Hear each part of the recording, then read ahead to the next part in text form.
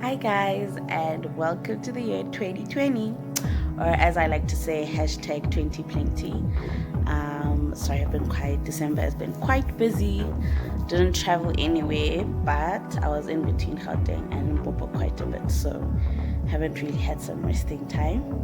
But today's video is about applying for a visa to London because I'm going to London this year to go visit my cousins and also attend one of my cousins' wedding, which is going to be fun. So, is it difficult getting a London visa? Out of all the visas, I think London was one of the simplest ones. The Schengen visa is a bit tricky. The Canadian visa is just an annoying process to get through, but the London visa is pretty simple, and the center where you submit everything is also pretty decent. So I'm just gonna walk you through what I did. There are agents that you can find apparently online that will do everything for you, but there's a fee that you pay. And being the saver that I am, I was just like, let me try to do this myself. I am not gonna outsource it. So obviously the first step that you have to do is go into the website, which is www.gov.uk.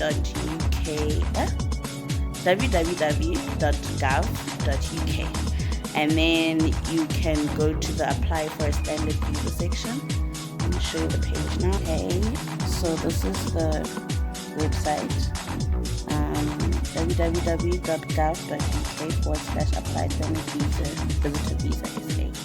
So there are all these things. Check if this is the right visa for you. It is. You're South African, unless you're a diplomat or something fancy like that, or you're not a South African. Prepare the evidence you need. This is a very important section. So it'll show you all the evidence that you'll need to have when you're applying, so the subsections where you check what you need to show, evidence, the documents you have, check what to do if you're under 18, if your visa is for more than 6 months, check if you need a TB test. So TB test is usually for people that are from Africa.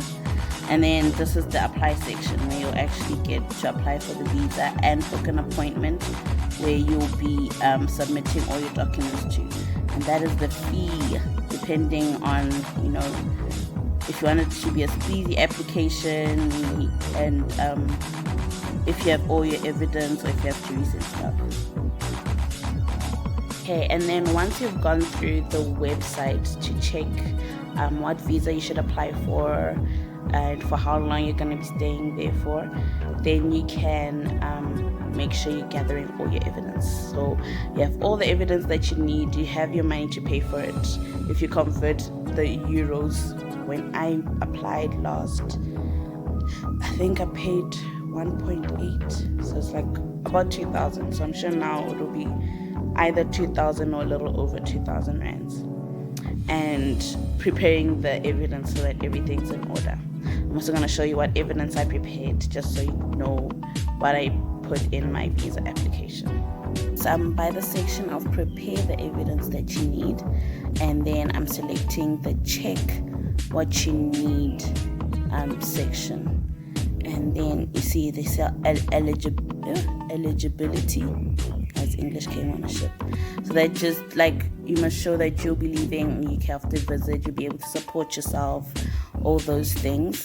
And they tell you if you're applying for a long-term standard visa, which is longer than 6 months, if you're applying as an academic, so they give you all the information that you need. So if you're applying for a medical treatment, they'll tell you everything that you need to have in order to make your application successful. And I'm going to show you what I had. I had a confirmation of employment, which shows that I'll be coming back to South Africa because I'm employed by the company. I also had the application form, which I filled out online. So you fill it out online, you make sure all your details are there and how much you paid. Let's see how much I paid that time. Yeah, paid 1,914. So I'm sure now it's going to be about 2,000. And then you have to verify everything, make sure you have listed all your like if you have a mortgage, you put it on there, it helps. If I was going for a conference, I put in the sponsorship document for the conference. I put in the invoice to say that I've paid for the conference. I made a booking on booking.com. So what I usually do is I make a booking at booking.com, and I make sure it's one that they allow you to cancel like 3 days before arriving.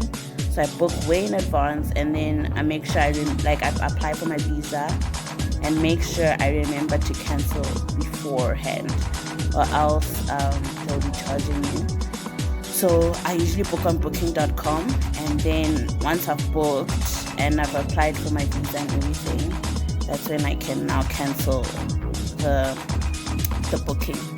See, they tell you everything that you own, 10 nights, so you make sure you include the dates that you're going to be traveling, your details and all that stuff in your application form.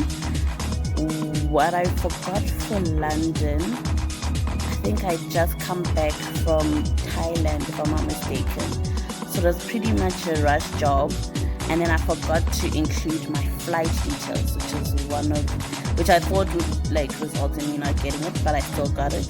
Okay, this is the document checklist, so it just helps you make sure you've ticked all the boxes of what you have, your passport, pictures, biometrics, all those stuff. Current employment, current proof of studies. If you're studying, attach it. I put my proof of registration, I put my proof of residence, so it's a contract. Contracts, usually when you rent a place, the contract will be for about 12 months. So I put that in as well. And then I put in a letter from SAICI, which was the people that I was going to travel under as well. So I put that in there just so they know that I'm there to attend the conference and I'll be back in South Africa type of situation. Also found very helpful was making sure everything of mine is in one folder on my desktop. If everything is all scattered, some stuff is in the emails and some stuff on your desktop, some stuff on your phone, then when you have to compile your evidence that you have to go and submit, it gets tricky remembering everything that needs to be submitted. That's how I also forgot my flights, to include my flights in my application the first time. I didn't have it in the folder. In my head I was like, no, it's on my email, so I'll go and print it out later, and then I forgot to print it out. So rather have everything in one folder and make stuff simpler, and if you're going to go back to the country, you can always just go revisit the folder and see what you used there, and use that to apply for your visa. So make sure everything is in one folder, guys. As you can see, I did put quite a bit of information. Like I said, I think literally the day of my appointment was the day I landed in Thailand. And I had an hour to get to my appointment from the airport, which was stressful, but I managed. Got to my appointment.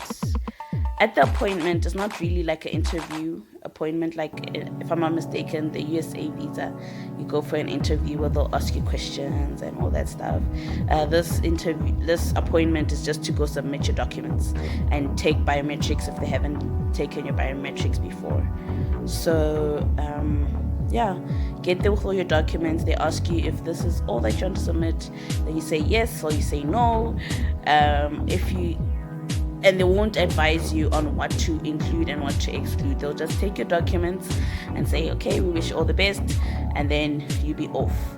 So what I advise is always make sure you put in more information than less information. So if you have a bond, you put it in. If you have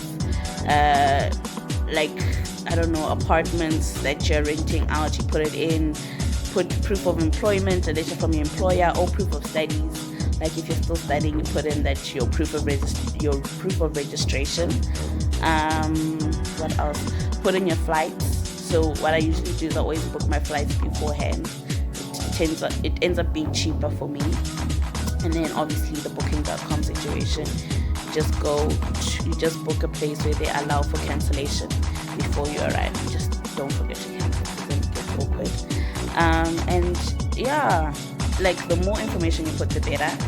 They do allow you to submit documents after you've submitted, so just make sure you have everything that you would like to submit so that you don't have to pay extra to submit the more documents. So that's my advice for a London visa. I hope you guys take it and run with it and you're able to apply. The first step for me is always booking flights. Once you book the flights, you're halfway there, and then the rest usually runs smoothly. So I hope you guys enjoy. If you have any questions, please drop it in the comment section, or if you want to know anything else, just holla at the girl. Have a blessed 2020, guys. We'll catch you on another video. Bye.